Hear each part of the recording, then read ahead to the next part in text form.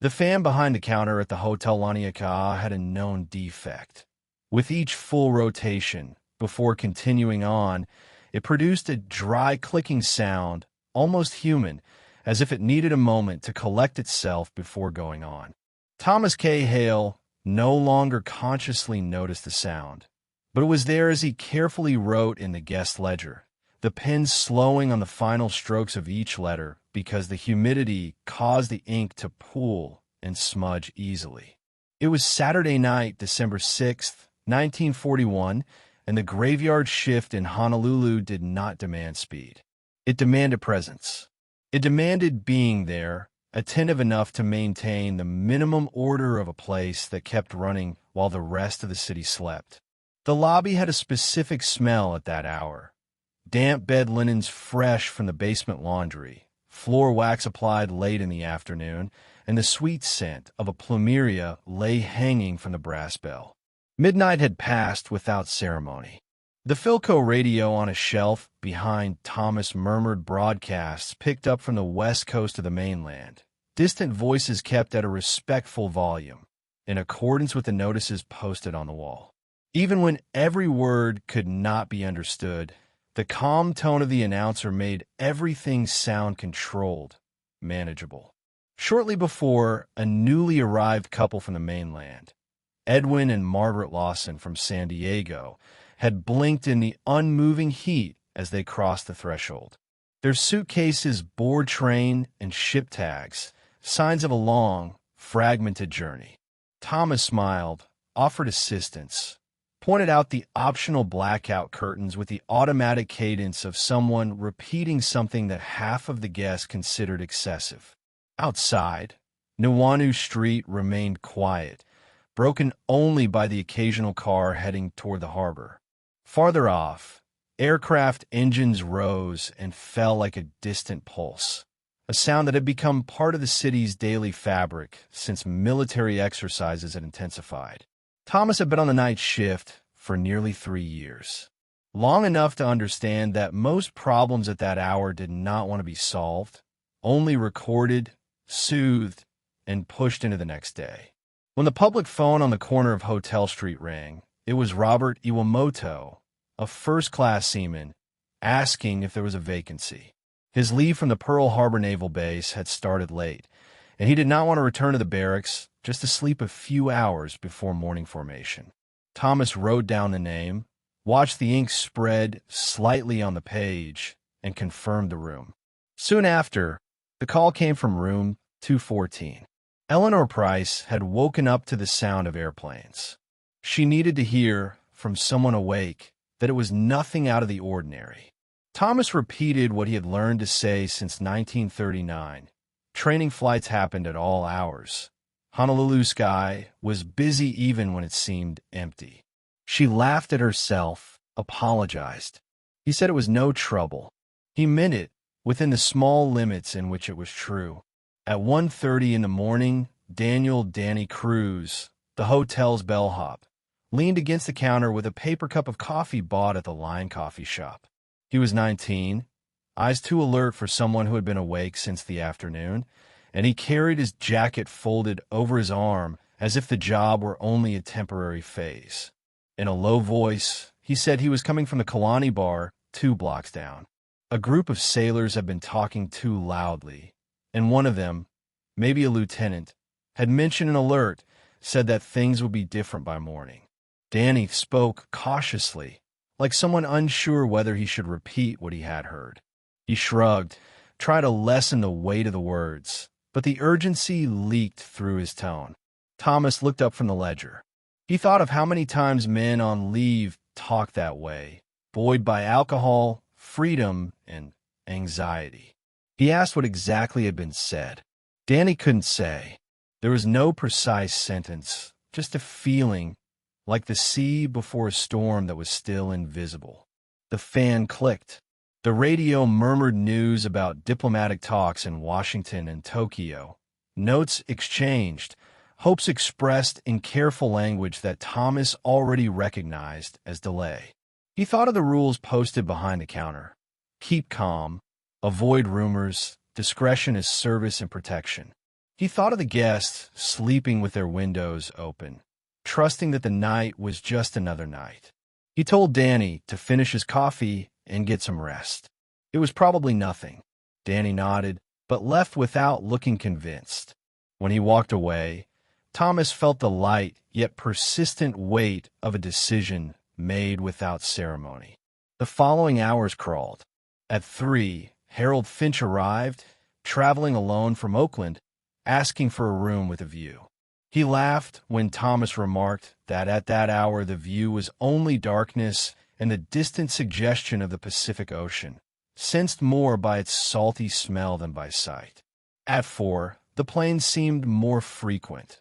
Or perhaps it was only Thomas's attention, now unable to ignore them, especially those coming from the direction of Hickam Field, where night training flights had intensified in recent months.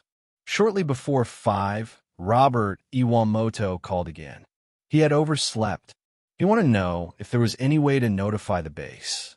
Thomas explained that there was no direct line, that the exchange would operate in the morning, as it always did on Sundays.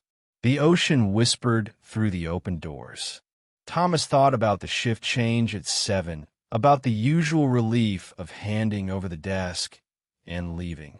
The dawn of December 7th, 1941, did not arrive like the others. The first sign was not light, but impact. A concussive thud from the west made the windows tremble and ran through the desk beneath Thomas's hands as if the building had been shoved. The radio jumped in volume. Voices overlapped. The calm tone shattered into an urgency that needed no explanation. Outside, the sky over Honolulu tore open with noise. Engines now close, insistent. Then sirens, many of them, rising and falling in a pattern that made Thomas's stomach drop before his mind caught up with the reason. Guests came down the stairs half-dressed, clutching shoes, robes, questions. Thomas stayed behind the counter because that was where he was supposed to be.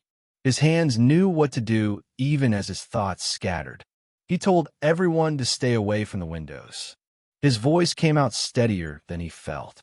He thought of Danny's warning, the cup of coffee, the shrug he had filed away his nerves. The memory fixed itself with suffocating clarity. Robert Iwamoto burst into the lobby, buttoning his shirt as he ran. He asked which way to go to reach the base.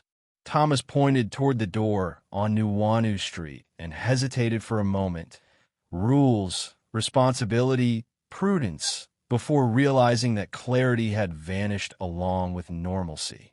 He watched the sailor disappear into the noise and wondered, with almost physical intensity, whether that simple gesture had sealed something irreversible.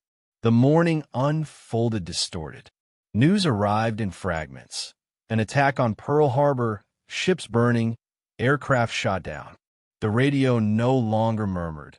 It reorganized the world in real time. People sat on the lobby floor, held hands with strangers. The blackout curtains, once optional, became urgent. Staff ran through the corridors. Danny returned without his jacket, eyes wide. He and Thomas looked at each other over the counter and said nothing. Any words would have sounded like accusation or apology, perhaps both. When the relief shift arrived, after 8, bringing vague instructions and more news, the ledger remained open where Thomas had left it. The last entry was smudged by a thumb he did not remember resting there. He handed over keys, phone, counter, with the feeling of leaving a room he would never entirely leave behind. Outside, smoke rose from the direction of the harbor and Ford Island, places once associated with predictable Sundays. The sound of aircraft was no longer background. It was command. In the days that followed, Thomas would learn who had returned to the base and who had remained ashore. Some names in the ledger would come to carry a weight they had not had on that stifling night. He would replay in his mind the moment at 1:30, Danny's coffee, his measured response, and understand how small choices can stretch indefinitely without ever announcing themselves as decisive. The Hotel Laniakea would remain open, altered, transformed into a place of lists, makeshift shelter, and the maintenance of a fractured normal. And sometimes, late at night, when the fan clicked and the radio returned to careful tones, Thomas would rest his hand on the worn edge of the counter and feel the echo of that threshold. The exact instant when peace ended without anyone on the night shift having been instructed to write down the time. Years later, when the war had moved on and the urgency had thinned into memory, Thomas would still think of that night not as a beginning, but as an ending that revealed itself too slowly to resist. History would assign the date its gravity, its headlines, its certainty. But for him, it would always remain a sequence of ordinary gestures interrupted, ink drying too slowly, a fan hesitating between rotations, a question answered with caution instead of insistence. He would come to understand that history does not always announce itself with clarity. Sometimes it passes through a lobby at night, speaks in half-heard warnings, and leaves behind a ledger with no space wide enough to hold what followed. If you found this story meaningful, please take a moment to like the video. It helps these often forgotten stories find the audience they deserve. Subscribe to Ordinary Lives, Extraordinary Times to stay connected to stories of everyday people who lived through moments that shaped history. Each life mattered. Each story deserves to be remembered. We'd love to hear from you as well. Let us know in the comments where you're watching from. This community stretches across places, generations, and personal histories, brought together by a shared respect for the past. Thank you for being here, and thank you for helping keep these stories alive.